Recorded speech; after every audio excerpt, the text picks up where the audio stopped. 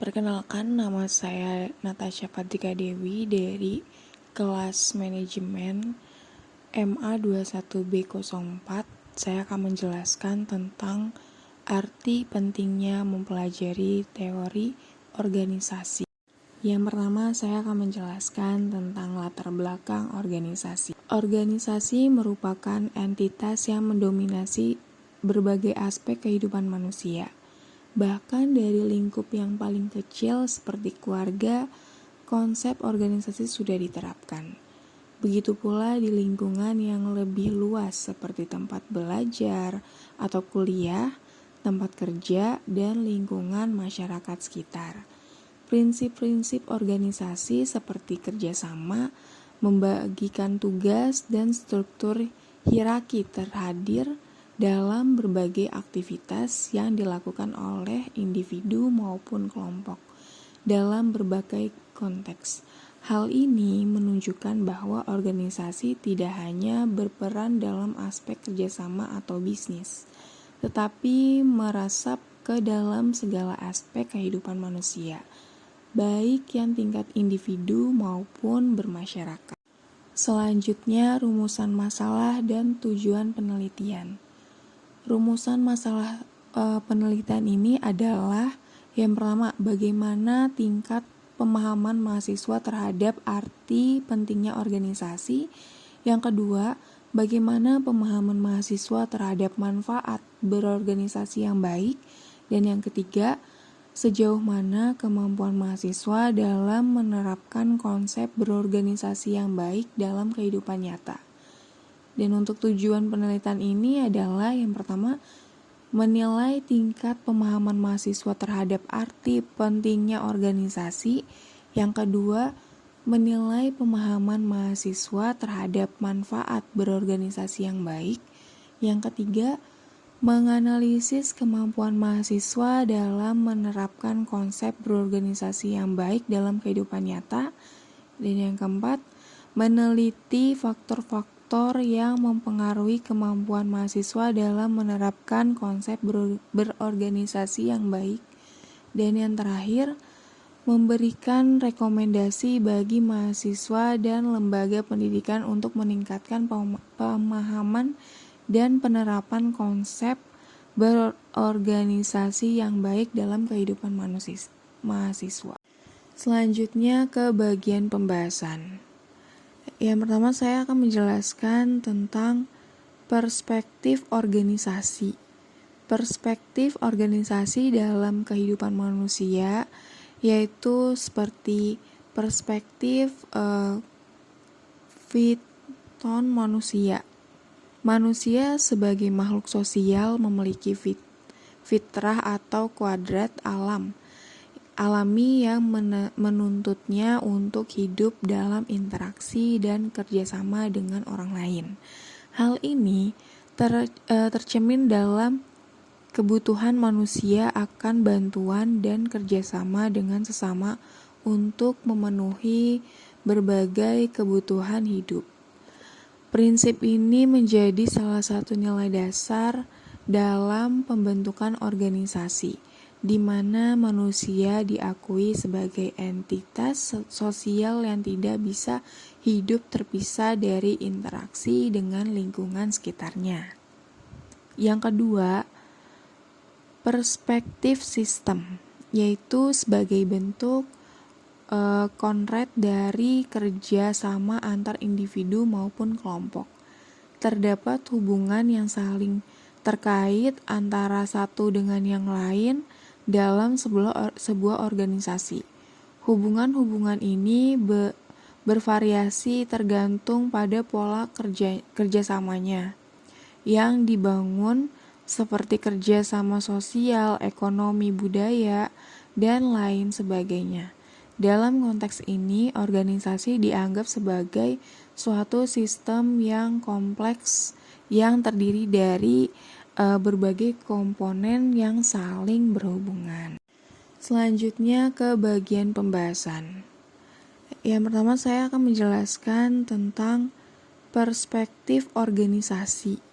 Perspektif organisasi dalam kehidupan manusia yaitu seperti perspektif Fiton manusia. Manusia sebagai makhluk sosial memiliki fitrah atau kuadrat alami yang menuntutnya untuk hidup dalam interaksi dan kerjasama dengan orang lain. Hal ini tercermin dalam kebutuhan manusia akan bantuan dan kerjasama dengan sesama untuk memenuhi berbagai kebutuhan hidup. Prinsip ini menjadi salah satu nilai dasar dalam pembentukan organisasi, di mana manusia diakui sebagai entitas sosial yang tidak bisa hidup terpisah dari interaksi dengan lingkungan sekitarnya.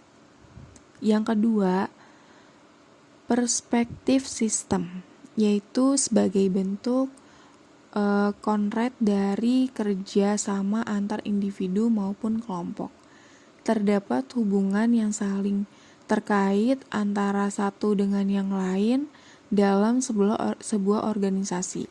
Hubungan-hubungan ini bervariasi tergantung pada pola kerjasamanya yang dibangun, seperti kerjasama sosial, ekonomi, budaya, dan lain sebagainya. Dalam konteks ini, organisasi dianggap sebagai suatu sistem yang kompleks yang terdiri dari berbagai komponen yang saling berhubungan. Selanjutnya, pembahasan tentang sistem dalam organisasi. Ada 2 sistem dalam organisasi. Yang pertama, sistem terbuka. Sistem terbuka adalah konsep yang mengakui interaksi dinamis antara suatu sistem dengan lingkungannya.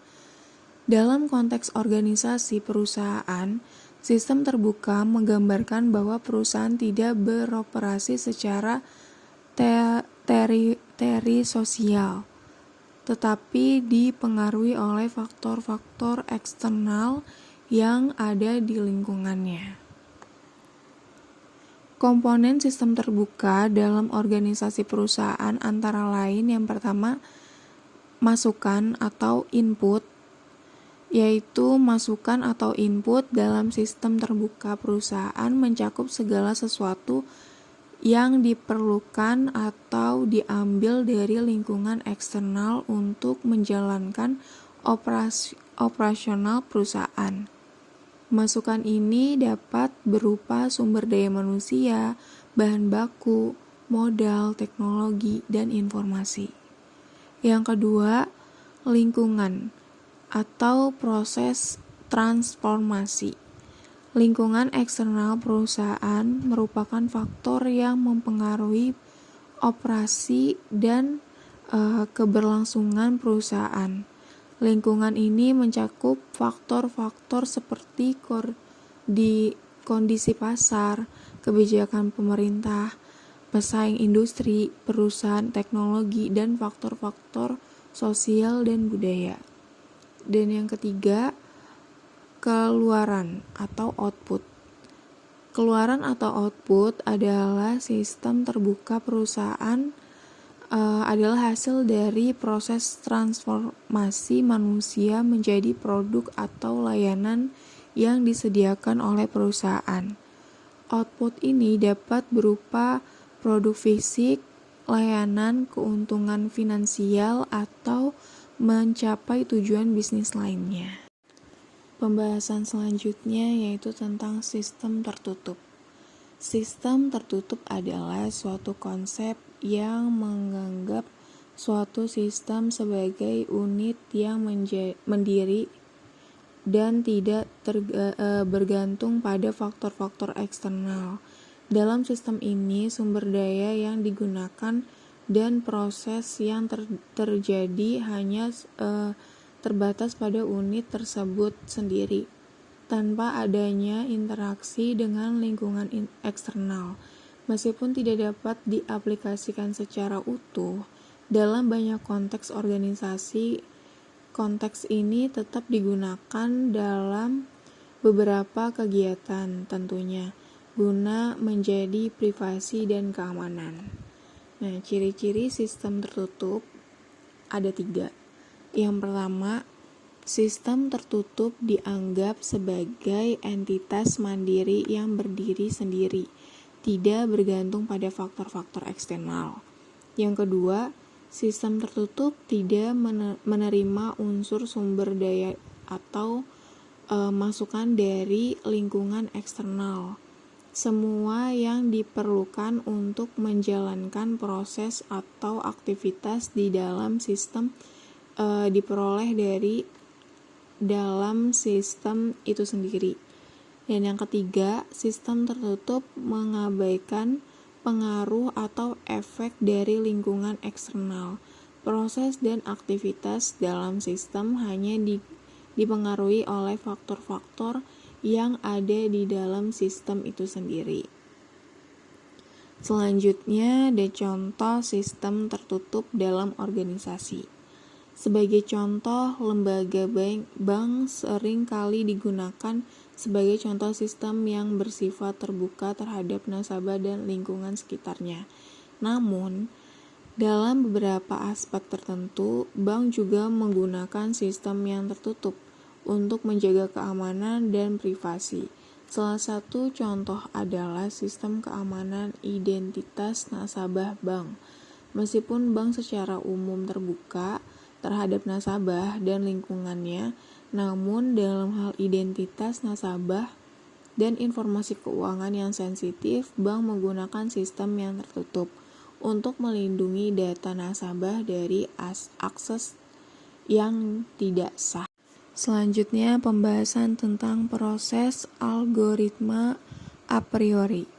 Manfaat sistem tertutup dalam organisasi ada 3. Yang pertama, sistem tertutup membantu organisasi untuk menjaga keamanan data dan informasi sensitif dari akses yang tidak sah dari lingkungan eksternal. Yang kedua, dengan menggunakan sistem tertutup dalam beberapa aspek tertentu, organisasi dapat menjaga privasi dan kerahasiaan informasi yang sensitif, baik itu informasi nasabah, kebijakan internal, atau strategi bisnis. Dan yang ketiga, organisasi dapat memiliki kontrol yang lebih besar terhadap proses dan aktivitas yang terjadi dalam sistem tertutup, karena tidak ada campur tangan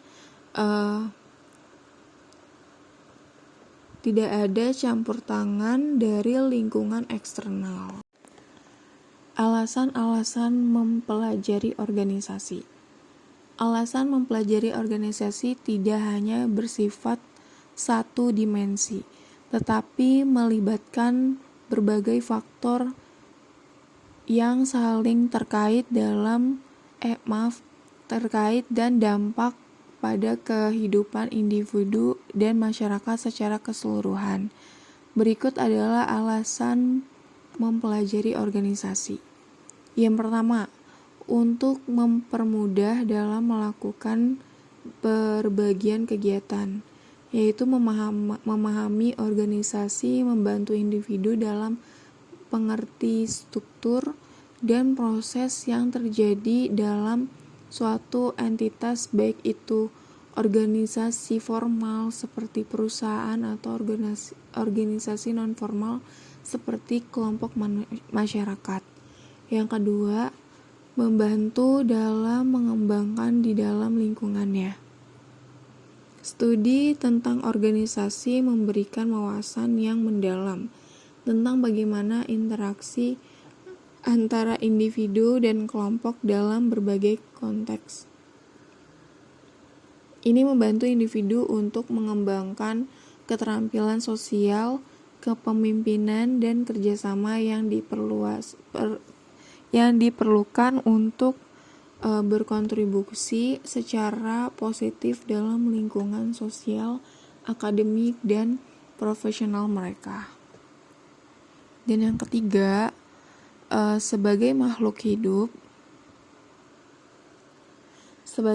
sosial, organisasi dapat memenuhi kebutuhan sosialnya, yaitu manusia secara alami merupakan makhluk sosial yang membutuhkan interaksi dan kerjasama dengan orang lain untuk memenuhi berbagai kebutuhan fisik, emosional, dan sosialnya.